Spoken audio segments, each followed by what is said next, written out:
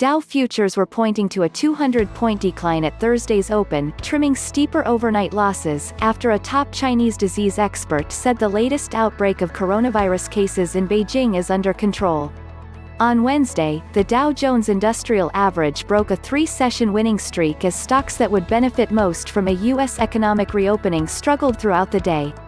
Before Wall Street opened Thursday, the Labor Department announced that nearly 1.51 million Americans filed for first-time unemployment benefits last week. Economists had expected 1.3 million initial jobless claims. Continuing claims, or those who have been receiving unemployment benefits for at least 2 weeks, nudged lower to 25 million. The chief epidemiologist of China's Center for Disease Control and Prevention said Thursday that COVID-19 cases may still be discovered in the coming days in Beijing through testing, but they won't be newly transmitted ones.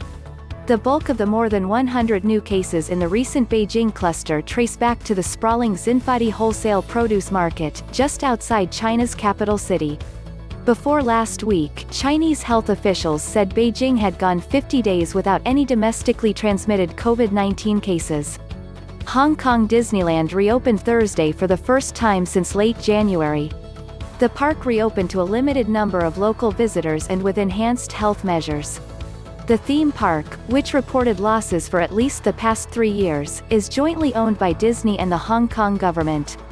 In the U.S., Walt Disney World in Florida and Disneyland in California are set to reopen next month. Florida, Arizona, Nevada, Oklahoma, Oregon and Texas reported record spikes in coronavirus infections again this week as most states across America moved forward with reopening plans. In Oklahoma, where President Donald Trump plans to hold an indoor campaign rally on Saturday, the governor asked the campaign to move the rally to a bigger outdoor venue.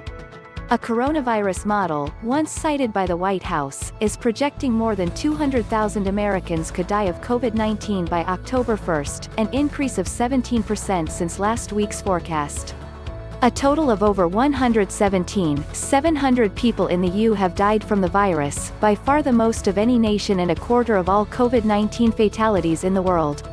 Trump asked Chinese President Xi Jinping to agree to trade policies that would help with his re-election effort, according to NBC News reporting on a new book by former National Security Advisor John Bolton.